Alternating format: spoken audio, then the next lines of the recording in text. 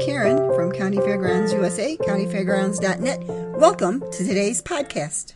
Hi, Karen, known as Cool K, and I have on the line with me a Mr. Daniel Paulus, who is a comedic magician. Yeah, hello, Daniel. Hi. So you want to tell the audience what it is you do and why you do it? Why I do it is because it's a lot of fun and I make a decent living with it. I am a comedic magician, and it's a very interactive comedy show. It's a lot different than people who say that they have audience participation. That can mean anything from getting people up there to hold props for you to true interaction. I have a lot of comedic interaction, which helps me because, I've been doing this for almost 30 years now, and I might see the same show over and over again, but I don't see the same reactions over and over again. So it makes it a lot of fun, a lot of very interactive. So how did you get started in this? Well, I put myself through college. It was a hobby as a kid, and I put myself through college doing magic shows on the side. I was going to be a teacher, and along the way started making as much as a teacher, which isn't saying a lot, but I wasn't working as hard, So I was married at the time, and I talked it over with my wife, and we said, yeah, let's give it a shot. So it was great. I got to stay home with my kids. I've seen every ball game, every play, every musical thing. Gone to chess tournaments. So it's a great way to make a living if you want to spend a lot more time with your family, and I did, and that's what I did. So how exactly did you get to be a magician? I mean, an entertainer. There's all kinds of entertainers, but well, as a child, I had a year where I was very ill, and I wasn't allowed to go out and play or participate in anything that had any contact whatsoever. So my mother ended up introducing me to magic with magic kits and magic books and chess. And so I got very good at both, but I could only make a living with one. And so that's how magic became a hobby. And then when I was in my early 20s, I was looking for a job, and then the local magic shop was hiring. And it turned out I was better than I thought it was. I had no idea. I thought I was good. I entertained my friends, I entertained my family, but the sleights that I had learned and the routines I learned were very advanced, and I just was not aware of that until I got behind the counter at a magic shop and saw the local pros coming in and saw what they were doing, and I went, not bad, but and then became friends with them. And when they started asking advice on how to do different moves and how to perform different things, and then getting advice on actual stage presence and everything, I started realizing that this is something I could do. And so that was the start of it. And I started doing, like I said, on the side just to pay for college. And yeah, magic's fun. Magic's interactive. And it just it was a hobby I loved that turned into a profession I love. And a comedic magician. There's not too many of those. How did that start?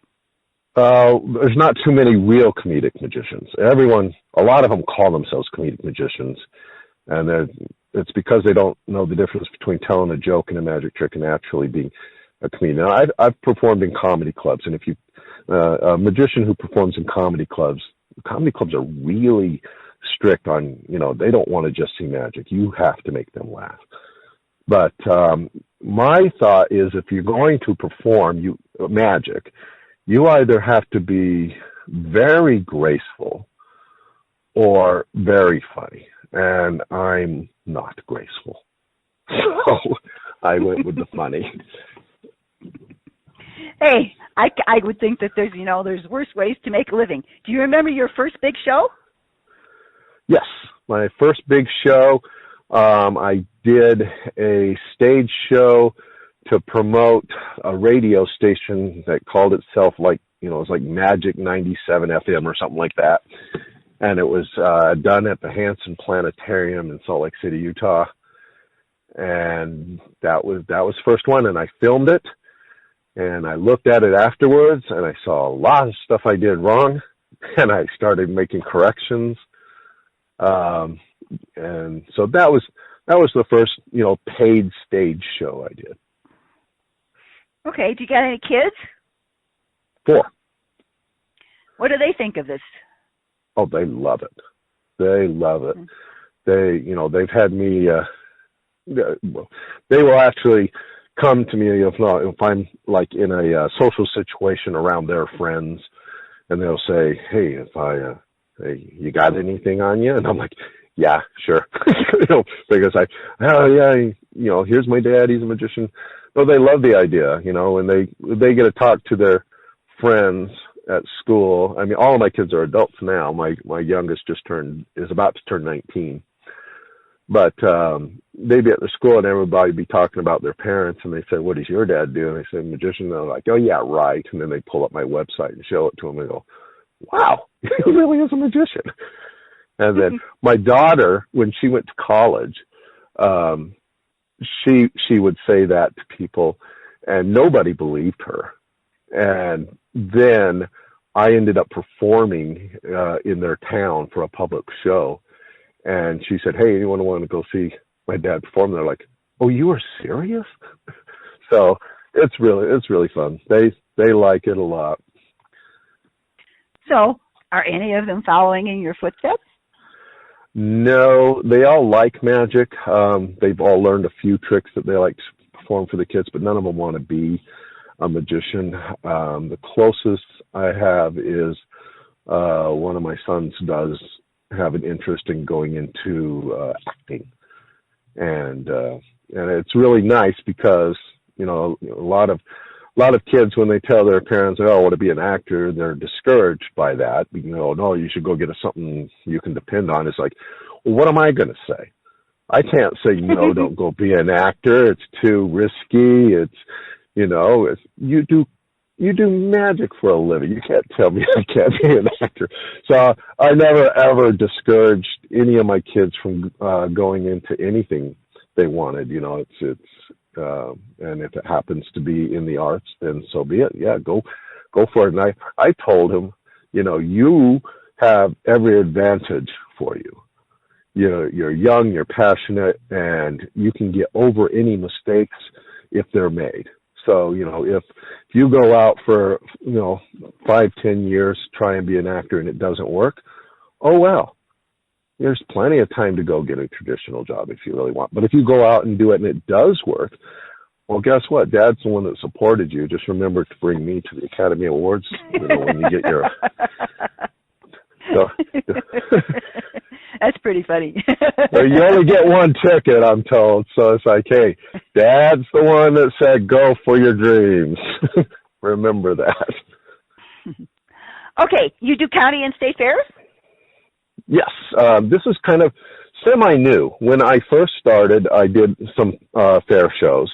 But then I got into the corporate world, and corporate world is a fun and exciting world on its own. It also pays extremely well. And then along the way, I was doing some comedy clubs, and I met a guy named Marcus Wilson. He's a juggler, and he is now one of my closest friends. And we talk all the time about business and everything. And he said, you really ought to do fair shows again. It's a lot different now than when you tried it. So he hooked me up with some fair shows, and they were a blast. And then he introduced me to some fair organizations. I've gone to a couple conventions. I've met a lot of great people, both on the booking end and other entertainers. And I am just loving this new world that he's opened my eyes up to. So for the last few years, I've been booking some fair shows, and I'm building my resume in that arena now. Okay, so say somebody wanted to hire you for a show. How long Good of idea. a performance? How long of a performance? And I would imagine that you're a stage performer, right? I do both. I do close up to stage. Stage is easier to sell because that's what everybody wants. But now there's been so much television specials and everything with the close-up. Shin Lin just won America's Got Talent, not a year or two ago. He's close-up magician. So close-up magic has really come into the public eye more. So it is easier for me to do that. What I usually will do is, like, if it's a company party, I'll sell the stage show. And then once they say, yeah, that's a great idea, and I'll say, hey, you know what? I can also do an hour of close-up during the cocktail hour or the social hour or something like that for an additional fee, and they like that idea. So it's made it easier for me to sell the close-up show. But certainly most of my livelihood is done with the stage show. And it is a one-man stage show. There's no assistants and there's no animals. Those rabbits and doves look cute, but they have disgusting thoughts. I won't work with them. And but I travel easily and I pack away fairly easy. It doesn't take me long to set up. But I played for audiences, like 400, 500, 600 people deep. There is a haunted house that has hired me, and I performed on their stage, and there's literally 2,000 or 3,000 people out in front, and they're in line to try and get in, and they need entertained. So that's kind of unique. But usually it's anywhere from one to 400 or 500 people in the audience.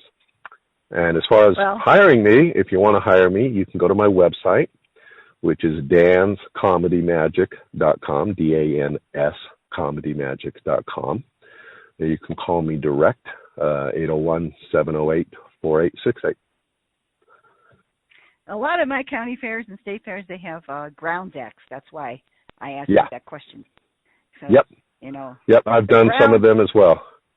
The grounds acts are always fun. Makes people happy. So that's what the nice thing about the nice thing about the grounds acts is it starts off you're entertaining, a little family, and then somebody peeks over their shoulder, and next thing you know, you've got a nice big crowd around you. It reminds me of doing what do you call it, trade shows, except I don't have to pitch anything.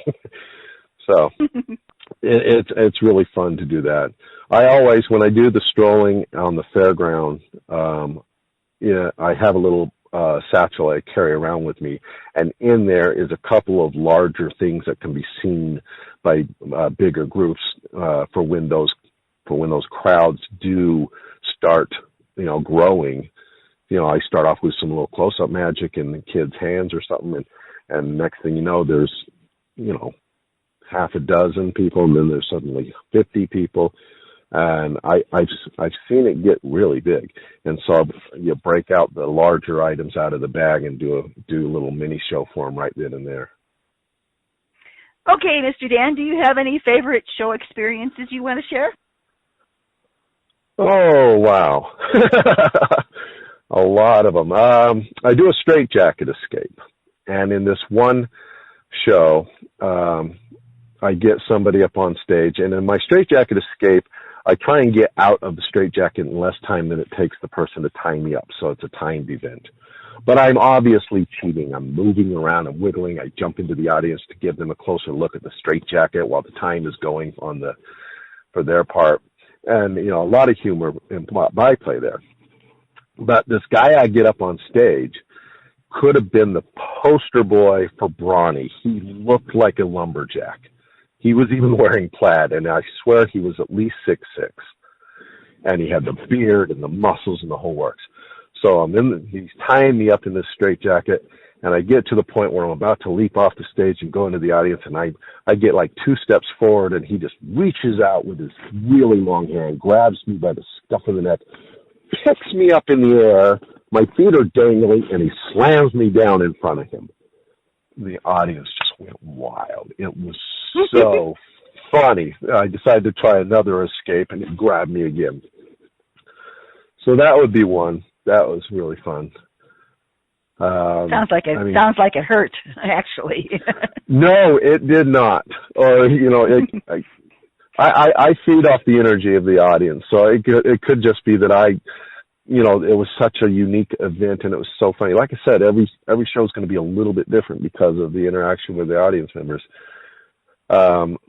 Another time, I do a trick with a throwing knife and a deck of cards, and I stand out in the middle of the audience, and it looks like I'm going to have the spectator throw the knife into the deck. I don't. That would be stupid, but it looks like that's what's about to happen, and I ended up standing by her family, and I didn't know this. And they all just took off. It's like, whoa! It's like, we don't trust her and all this kind of stuff. So that was kind of a hoot. And so it made a nice little dialogue between her and her family. Oh, you don't trust me, that kind of stuff. So you never know what's going to happen with this stuff. It's really fun. Okay. So how long about is a stage performance for you? Stage performance can be anywhere from, if they want a small show, I can cut it down. I don't charge extra for shortening my act. But it's anywhere from 45 minutes to an hour is a typical stage show. I have had cases where they had, like a dozen entertainers coming on and off in a row, and they wanted me to keep it a tight 20, and I can do that too. Okay. All right. Are there any places you would like to perform that you have not had the opportunity to? Yeah, well, I've been coast to coast. I've been in New York, I've been in California, and there's nothing on the Pacific coast I haven't been to. I'd really like to leave the country and perform. I've yet to do that. I haven't even crossed into Canada or Mexico yet, so that would be fun. Other than that, there is a particular state fair I've got my eye on. I don't know if you want me to name it or not. Is that something? Okay. Go ahead. Let me know. Okay. So it's the Eastern Idaho State Fair. Mm-hmm. And the reason I want to do it is really weird, is because my ex-in-laws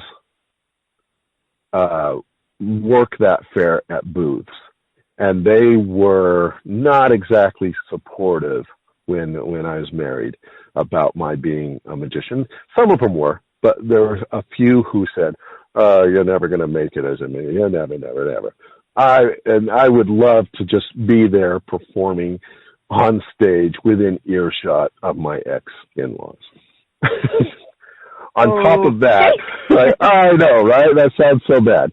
But on top of that, I have accompanied my friend Marcus, who I mentioned earlier. He has performed there several times.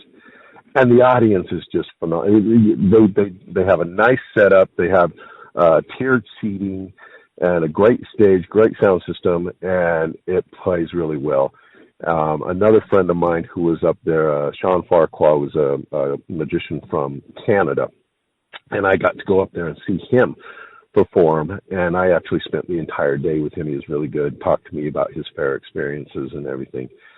And he just said, this is one of the best fairs to perform at. If you're going to start working fairs, you got to perform here. It's a great audience. So that's another reason I want to do Eastern Idaho State Fair. Hey, what about some more Halloween events? That sounds like fun. Halloween events, well, they are, and what's fun about them is you get to play around with a little more of the spooky stuff. I've done a date night routine where a member of the audience is going to win a date with one of the horrid-looking creatures in the haunted house. That's always fun. Obviously I'll saw people in half. I'll put them in the head chopper.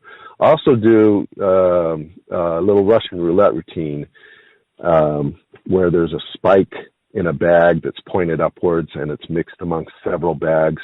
If you will go to YouTube and search magician stabs his hand or messes it up or something like that, you will see some cringeworthy videos of magicians stabbing their hands doing this trick, and it's because there's something that they're supposed to do that they don't, and it's your own fault when you mess this trick up. You're being stupid. And I will admit, I have done a stupid move before and almost messed my hand up, but it only happens once before you learn your lesson. I'll tell you that. But it's a great routine where they're mixing up bags, and they choose which one to slam my hand down on. And then there's one bag at the end. You open it up, and it is the one with this giant spike in it. And that just gets great reactions from a Halloween audience because it is scary. Okay, Mr. Paulus, you want to tell everybody how to reach you again? Sure, danscomedymagic.com. And then and there's also links there to my email if you want to get email stuff. And the phone number is area code 801-708-4868. Thank you. Thank you. I've enjoyed talking to you. Thank you. You bet. My pleasure. Bye-bye, Dan. Bye-bye.